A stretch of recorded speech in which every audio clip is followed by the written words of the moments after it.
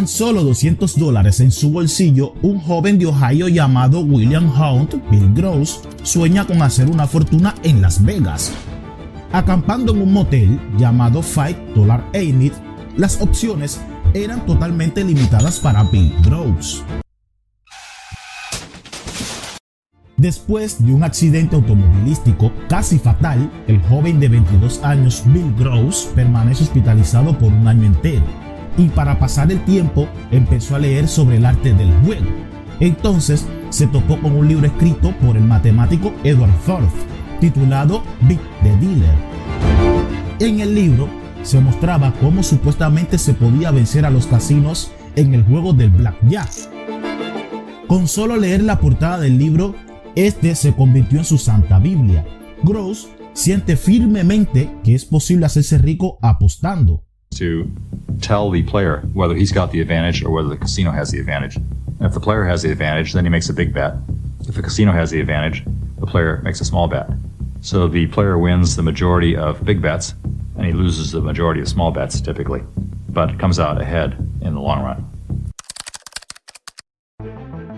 Para la mayoría de las personas, generar riquezas en los casinos es inútil, pero Gross tiene una sensación de confianza respaldada por una especie de certeza matemática.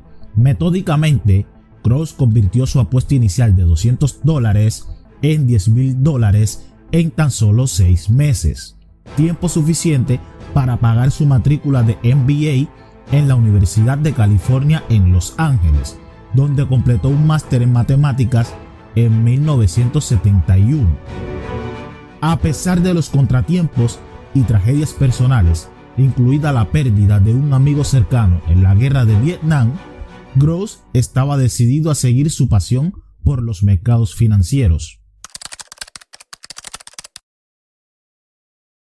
En la década de 1970, Gross comenzó a trabajar para la firma Pacific Mutual Life Insurance como analista junior de bonos.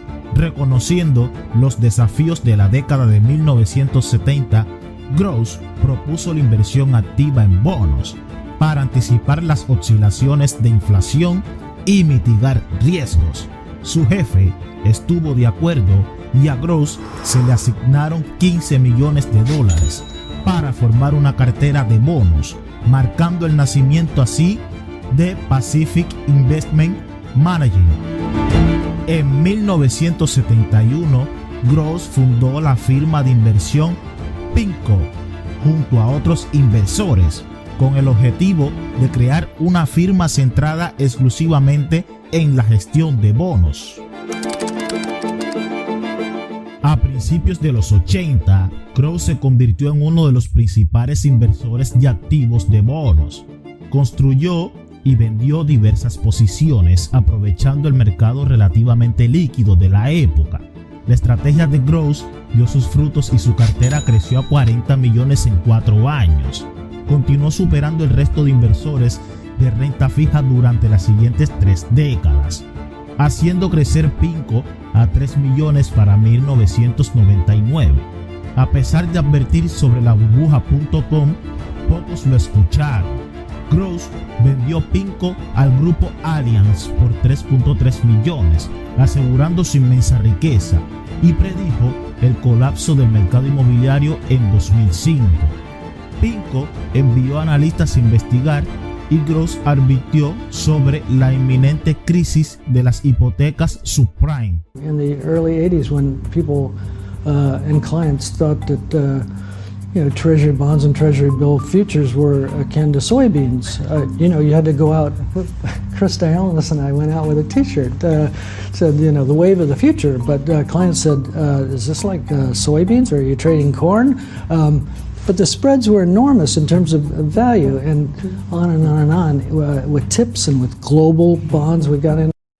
Mientras Wall Street sufría pérdidas significativas, el fondo de retorno absoluto de PIMCO bajo el liderazgo de Gross prosperaba, evitando la crisis subprime y entregando un rendimiento destacado en 2008.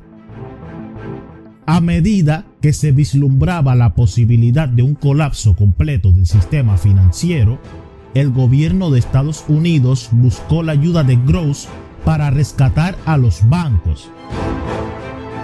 A pesar de su aversión a nacionalizar los bancos, Groves vio una oportunidad de obtener ganancias y negoció un acuerdo respaldado por el gobierno que prácticamente eliminó el riesgo de su inversión, asegurando un rendimiento del 25%.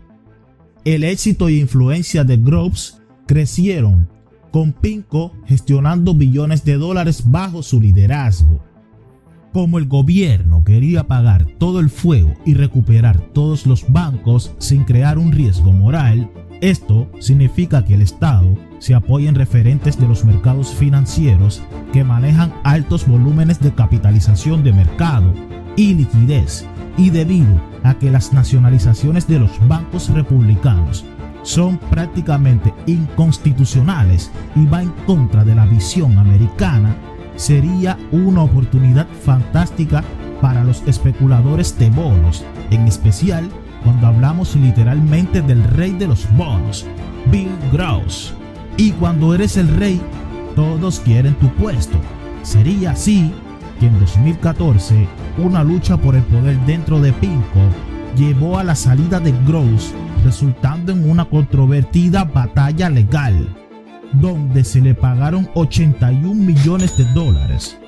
Groves dejó PIMCO para unirse a Janus Capital Group, donde trabajó como gestor de cartera de fondos de bonos hasta su retiro en 2019. In a surprise move, PIMCO's Bill Gross has left the company he founded more than 4 decades ago. Gross built PIMCO from the ground up into the world's biggest bond firm. His departure caps the year of turmoil at the company, in which it was riven by destructive tensions at the top. So the executive committee in Allianz at some point said, this guy is got to go. So the lesson therein is to not to pack the executive committee or pack the Supreme Court, but to make sure you have some friends on it. I didn't have a single supporter on there.